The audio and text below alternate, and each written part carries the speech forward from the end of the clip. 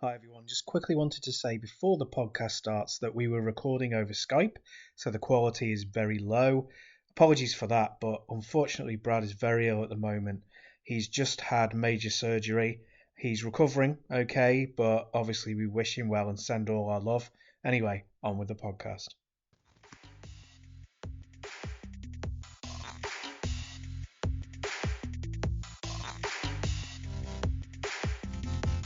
Hello and welcome to the MHG podcast. As usual, life can be a little bit miserable, life can be a little bit dark, but we are here to try and bring you as much light and as much joy as we possibly can.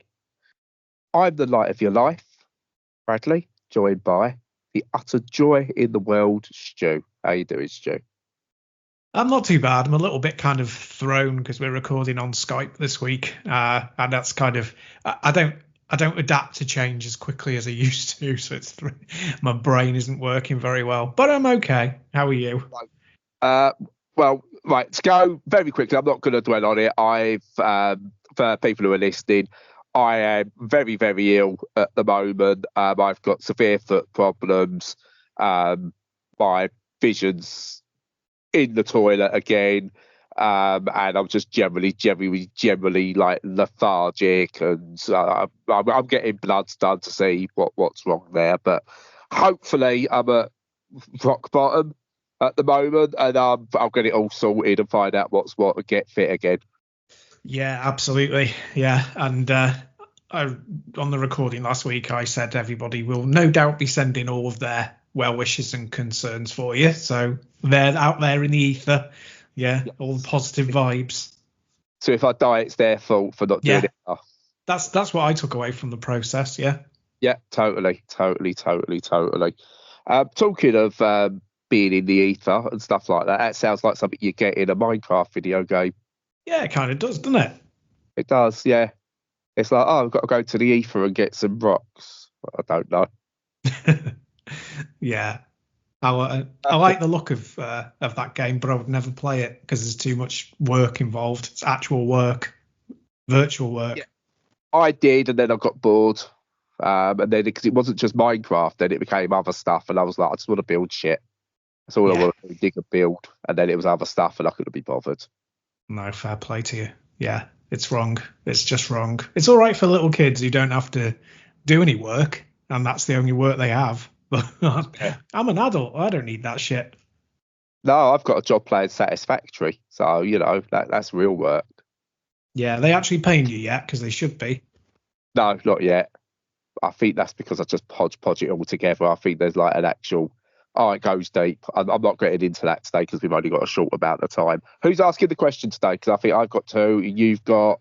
I've only got the one. So, yeah, what have you been playing? So, first one I've been playing is a game. And it's called Wilmot Works It Out, which is a sequel to the puzzle game Wilmot's Warehouse, where in the original you had to basically take stacks of boxes, different images, match them up, and then basically sort them out. That was the game. You just sorted them all out, and once you sorted them all out, you completed the level, and then you got more, and then you sorted them out, and it got bigger and bigger and bigger. Wilmot Works It Out is similar concept, but goes in a different route with it, which I really, really like.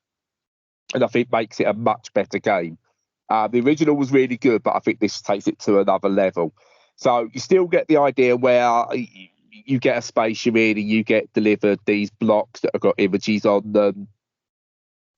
But this time, instead of going, you've got like maybe 5 blocks with a sun image on it, or you've got another 10 blocks over here in like a triangle pattern. Instead, what you've got is you get these blocks and they make up a bigger image. So basically, you've got this jigsaw puzzle you need to make out of these blocks. So you sort of go in, you take your package that gets delivered through your door, you unpack it into an area, and then you kind of work out, right, which of these blocks belong in which family, so I can make the image. And it starts off really small. So like you might basically put together 4 blocks and it's created something. And then you might do one that's like 6 by 6 and it's a bigger image. But in that package, you might have one completely left over. You're like, well, I can't use that in any of these, so I'll pop that to the side. And then you get another package come through, and you've got to do, again, just more of the same. You get these little tiny square blocks. They make images, and you once you've completed an image, they go and get hung on your wall as artwork. And it's basically a repeat of that, except the images get more complex and they get bigger. They get spread over more packages. So, I mean, I had at one point where I had maybe like 2/3 of a puzzle done, but didn't receive any bits for it for another 2 or 3 packages. So even though you're on the lookout, you go, well, I haven't had any of that. So you've got to make sure you're on the side, but you've always got to be aware. So you could end up at a point where you've got maybe 4 or 5 different puzzles on the go, just waiting for the right package to come through.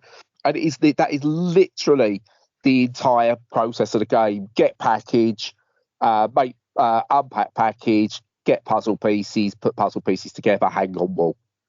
And there is a sort of little story in a way between yourself and the delivery person and stuff like that, which is like, it's nothing like you can skip it or you don't need to bother with, but it's some quite cute interactions that go there as well. But the pure element of taking these images and sorting them, taking these blocks and sorting them into images, it's really, really good. There's something calming, relaxing about it. You can play it in 10-minute chunks. You can sit there for an hour. It's just absolutely glorious to play. And there's no time punishments. There's nothing there that says, oh, you've got to do it this way. Take the time. You do need to complete like certain amount before you get your next package and stuff like that. So it does have mini requirements like that. But it's like, okay, if you're playing it, you want to complete the puzzles you get in anyway. So there's certain puzzles that will trigger like you should have this. You've got there's definitely a puzzle here you've got all the pieces for, so you should be able to go and do that. Once you've done that, we'll send you your next package. So there's little bits like that, but I said overall it's just take it at your own pace, do what you want, and it's just an utterly, utterly, utterly wonderfully relaxing time. Excellent. Great. Yeah, sounds like it's another lovely chill out game. Yeah, definitely. Absolutely, definitely. Perfect on the Steam Deck, so there's that as well. So you can play it from your lying down position on the sofa. Always the best position. What have you been playing?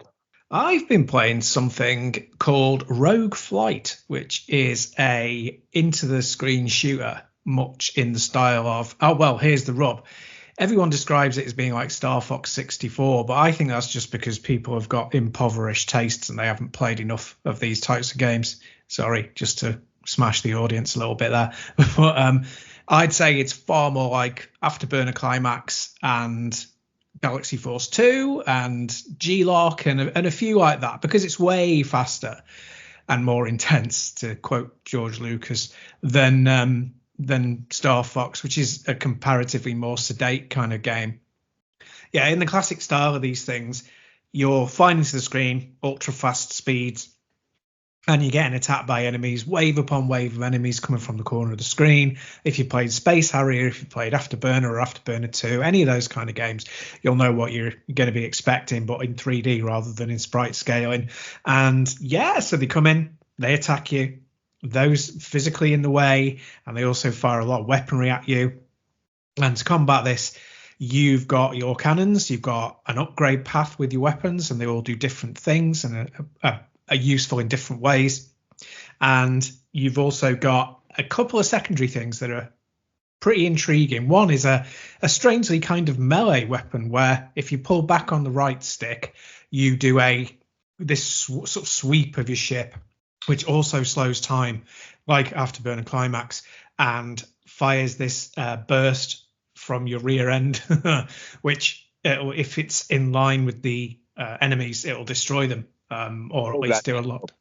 All had that problem. Yeah, we've all had that problem. Yeah. Absolutely. They've just weaponized it. So that's cool. And it's also got a barrel roll style thing as well to get out of danger, but that also deflects. Well, it doesn't. They call it parry. It sort of deflects laser fire, enemy fire, but not back at them. It just deflects them away from you and starts. It's like a slight bit of invincibility for when it's active, and they're all on a cooldown, obviously. And the style is more Star Fox. It's sci-fi themed. They say that they're very much aiming at like 80s and 90s anime style, and it's got a lovely cel shaded look to it. Graphics are really nice, indie release, but looks really well polished. Plays beautifully on the Steam Deck. And I've already completed it doing different routes, because there are a couple of different routes. Done that several times. Started New Game Plus. It's also got New Game Plus is harder, but you keep your original, like all of your built up weaponry. And it's also got a roguelite mode that you can play as well, where you can try and do it in one. So a very full package as well. There are very, very few flaws to this game. Obviously it's an arcade game. It's about as deep as a puddle. It's really simplistic. That's by intention. It's probably about 4 or 5 hours, maybe less, to complete it first time round. But it's got lots of replayability. Classic arcade game. And those new wrinkles with the way that you use the right stick to do barrel rolls and parries and to use your melee attack make it modern in a way. It's driving it forward. So yeah, it's like a worthy successor to those games. If you're into arcade games, you'll really, really like it. If you like Star Fox 64, you'll really like it. But it's more like Afterburner Climax, and that is a thing to be applauded. Yeah, really great game, very inexpensive, and pick it up. How easy is it to get into? When I found Lilac Wars 64, to give it its proper name, quite easy to get into. It was easy enough to pick up and play, as was like the original Star Fox. But I find some others, like, they try and overcomplicate what they're trying to be. So this is stick with if you've played any of these games before, you're good to go. The skill ceiling is more moderate. It's not easy to begin with. There's a tutorial, and it's fairly brief, but it's reasonably good. But getting the hang of using that right analog stick as a kind of digital input takes a little bit of time. And in fact, it might not even be the perfect way to do it, to be quite honest, but it works well enough. You can sometimes do the wrong input, but remembering them and remembering to use them in the heat of battle can take a bit of time.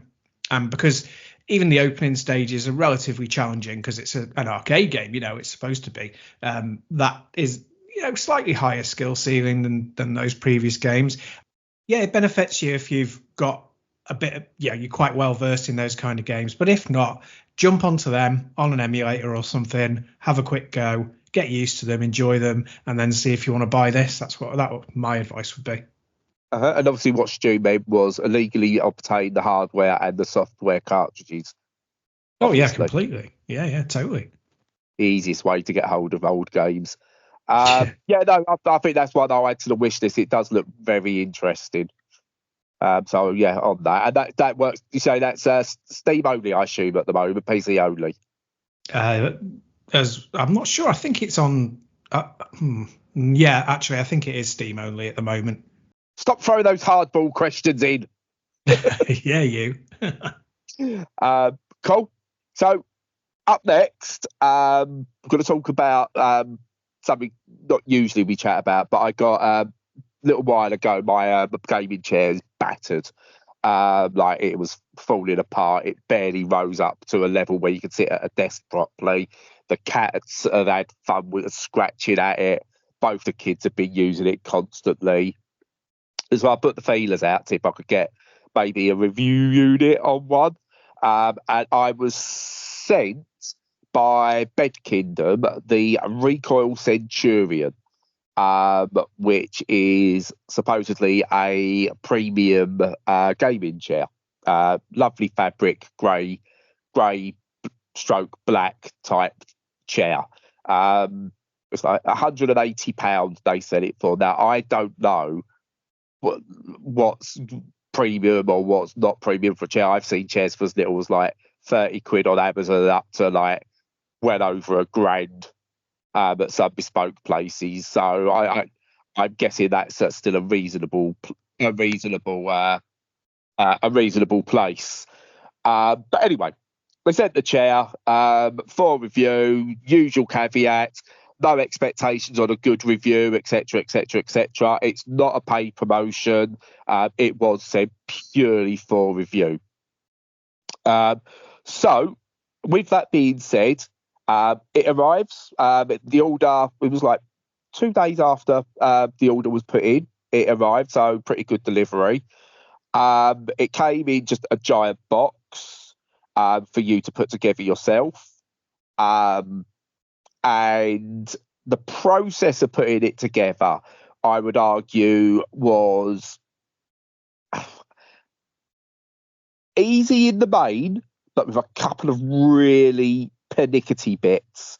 So like you could put the wheels together and then the base and everything, but then you kind of had to obviously attach the back of the chair to the base of the chair where you actually sit, and getting those screw holes lined up properly, and then getting the holdy bits in there as well, as you like the metal bits that hold them to each other, and getting that to go through there right to get into the screw holes was a little bit pernickety, especially as then there's these plastic covers which have to be put together on their own. But I don't know why they couldn't have come as a single thing. But they seemingly had to be put together, which was a bit weird, just clipped in together. I was like, you could just send that as a single unit. But on the whole, it was fine to put up. My partner did most of it with me helping as well, holding things in place because she's better at the DIY. But yeah, pretty okay to put together, just a bit pernickety in places. The chair itself, God, it's comfortable. It is really, really comfortable. It's firm, but it's got a comfort to it. It's a nice firm chair, but you feel like you're sitting in something comforting. It's not like you're sitting on a hardwood chair or anything like that, but you're not sitting on like a really sort of like soft sofa. It's got the balance right in how a good gaming stroke office chair should feel. And if you want to go on things like this, so the range of movement from, you can have the chair really, really low and it goes quite low, so you can sort of like obviously release the gas or whatever it is, and it goes fairly high. You can almost tower above your desk with it, which again I really like, because like not everyone's desk is the same height. And again, sort of like the back movement, like the back of the chair, you can move exactly as you want, and it's all pretty good. It's all pretty solid. It's not loose feeling, but you haven't got to overly push it or pressure it or anything like that. And it is dead comfy. My only real issue with it is with the arms. The arms probably feel a bit cheap compared to the rest of the chair. So they are just plastic, and obviously they've got a few things where obviously you can lift them up and down. You can do a few other bits with them, but they kind of like move too easily. So you can be sitting there, you might adjust yourself, and it might turn itself slightly to the right, one of the arms. Now I think it's designed to actually click into different positions and stuff like that, but it just seems that happens a bit too easily, which is a pain. But it's something you get used to at the same time. But again, for what you got, to have the arms feel so cheap compared to the rest of it, it's a bit of a letdown, not going to lie. But aside from that, yeah, I don't get to sit in it much, because the other big complaint I've got with it is it doesn't deter cats. Gotcha. Yeah. Yeah. Zagreus absolutely loves the chair. Yeah, that's it now. That's their chair. Yeah. So yeah, that's a big problem with it, and I also think it's cursed. Because since we found it, that's when my health's deteriorated. So I'm just saying. Well, it is around Halloween time, so maybe it is. Yeah, could be. It might be. I've got a feeling it's coincidence. So I was okay for like the first week or so, But I'm not ruling out like curses or anything like that. So, but yeah, absolutely. I would argue for £180, I think it's great quality. The arms are the sticking point for me, where I would go. If you're someone who's on those armrests a lot, you might have issues. I'm not someone who uses the armrests a lot. They're just kind of there. So I always have them down at the lowest possible position anyway. But yeah, that could be the sticking point for most. But the height of the headrest, of the backrest and everything, all really good. You can really kind of settle into it. You can be upright at a desk and just very, very quickly relax back, grab the Steam Deck and enjoy some gaming. You can sit there. I think sort of like the kids have used it at times like when watching the TV or playing the Xbox and stuff like that. But yeah, it's overall, I think it's an absolutely fantastic chair with just a few little small sticky points that might make you think, yeah. But I don't want it to sound like that. That's what I'm saying, because I think it's for compared to what I had before that, absolutely stunning. It's like night and day. You can see why people pay extra for these chairs. Yeah, absolutely. No, that's completely fair. I think I've got a gaming chair, and it was a lot more than that. And I thought I'll splash out on it because I'm unlikely to buy another one for easily 10 years. And if it falls apart in that time, I'm not replacing it with anything expensive because that's the money I'm spending. I'm not spending any more than that. So I was happy to kind of splash out on a one-off. Yeah, you've got to have reasonable expectations, haven't you? And it's not an absolutely crazy amount of money. So yeah, that sounds pretty good. And looks like a good one as well. I quite like the design of it too. I like that kind of greyish. I assume yours is the same. I'm looking at it as a stock photo. It's kind of grey and a bit of black. Yeah, grey with some slight black trim. Yeah, that looks nice. Yeah, it's good. That's a really nice colour as well, compared to the usual black or lime green and black and stuff like that. True. But yeah, that's it for now. For anyone listening, sort of like the next few weeks, just to let people know, I'm not taking a break, but because I'm struggling to spend time at the computer, things are going to be a bit more definitely more sporadic within the writing schedule. But we will aim to try and get something up podcast-wise weekly, because we haven't missed a week yet, and we don't plan to. But yeah, just please bear with us in terms of what goes up and what the quality's like. Absolutely. Expectations to be set accordingly. But yeah, we'll definitely try and get something out every week. As you say, not missed one in however long it is, 4 years or something crazy. 4 years, yeah. Yeah, it's nuts. I know. But yeah, anyway, with that, I'm going to shut up now and let Stu do his bits. So yeah, I really obviously hope that you're feeling better very soon. But there's no rush to knock things out of the park. If you're not well enough to do stuff, don't do it. I can ramble on my own. It's not a problem. I don't know about the audience, but But yeah, so that's it for this week.